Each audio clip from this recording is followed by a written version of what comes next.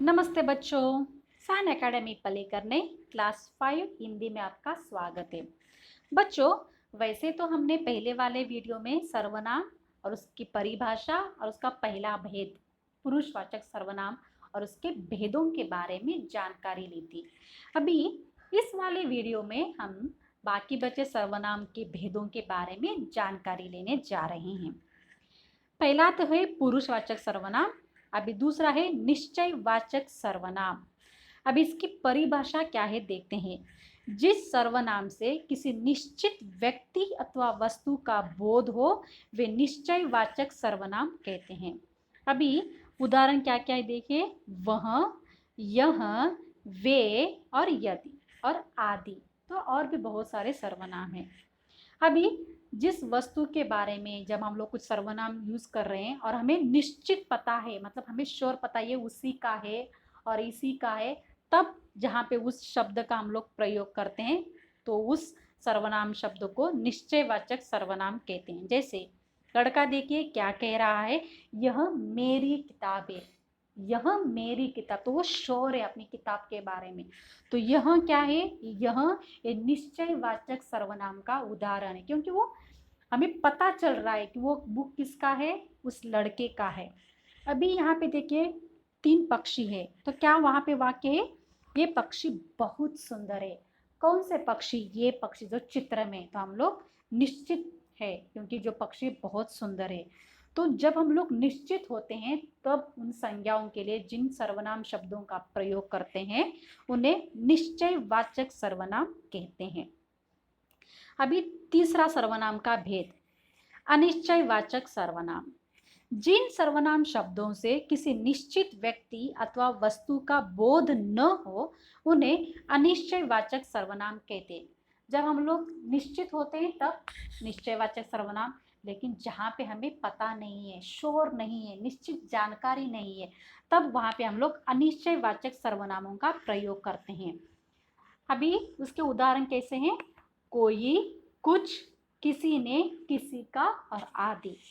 अभी यहाँ पे देखिए 2 लड़कियां आपस में बात कर रही है, तो पहली वाली लड़की ने क्या कहा, कोई गाना गाओ ना, मतलब कोई भी, मतलब you can sing a song, कौन सा भी लेकिन नहीं बोला, you can sing a song means anything which is she like most, correct. तो कोई मतलब क्या है, she is not sure which song, correct, क्योंकि उसे पता नहीं हो कौन सा गाना है, उसे जो पसंद है वो गा सकते, तो वहां पे श्योर नहीं है हम लोग कौन सा गाना है। तो कोई ये अनिश्चयवाचक सर्वनाम का उदाहरण है, यानी जब हम लोग श्योर नहीं होते तभी ऐसे शब्दों का प्रयोग करते हैं। जैसे कोई, कुछ, किसी ने, बाहर कोई आया था, कोई आया था पता नहीं, mean someone came, who is that, we don't know who is that, correct. तो ऐसे शब्दों को क्या कहते हैं, ऐसे सर्वनाम शब्दों को अनिश्चयवाचक सर्वनाम कहते हैं। चौथा है प्रश्नवाचक सर्वनाम। जिन सर्वनामों का प्रयोग प्रश्न पूछने के लिए किया जाता है उन्हें प्रश्नवाचक सर्वनाम कहते हैं। जैसे कौन, कहाँ, किससे, किसका आदि। अभी देखिए एक लड़का क्या कह रहा है, एक किसकी पेंसिल है, किसकी मतलब is asking someone whose pencil is this, correct. तो हुज प्रश्न है, तो जब किसी व्यक्ति की जगह या फिर प्लेस की जगह हम लोग सर्वनाम शब्द का प्रयोग करते हैं, वो भी प्रश्न पूछने के लिए, तब उसे प्रश्नवाचक सर्वनाम कहते हैं। जैसे ये किसका घर है, ये भी ये सर्वनाम है ना, प्रश्नवाचक सर्वनाम। चलो अभी आगे हम लोग जानकारी लेते हैं संबंधवाचक सर्वनाम। संबंध शब्द से ही पता चलता है, जब दोनों में संबंध हो, कुछ कनेक्शन हो, जो कुछ रिलेशंस हो। जो सर्वनाम शब्द वाक्यों में आए संज्ञा या सर्वनाम का संबंध बताते हैं उन्हें संबंधवाचक सर्वनाम कहते हैं। जैसे, और ये कभी भी जोड़ियों में आते हैं, जोड़ी यानी पेयर्स में आते हैं। जैसे जो, वो, जहां, वहां, जो, वह, जैसा, वैसा, जो और सो आदि। जैसे जो बोएगा वो पाएगा, जहाँ जा रहे हो वहाँ मिल पाओगे, जो जैसा करेगा वैसा पाएगा। तो ये सब क्या है, कनेक्शन होता है दोनों में, मतलब संज्ञा शब्दों के कनेक्शन बताते हैं। अभी देखिए एक वाक्य नीचे क्या दिया गया है, जो जीतेगा उसे पुरस्कार मिलेगा, मतलब जो इस रेस को जीतेगा उसे प्राइज मिलेगा। तो इसमें कनेक्शन है, जैसे जो और वो, उसे, ये दोनों को जोड़ते हैं।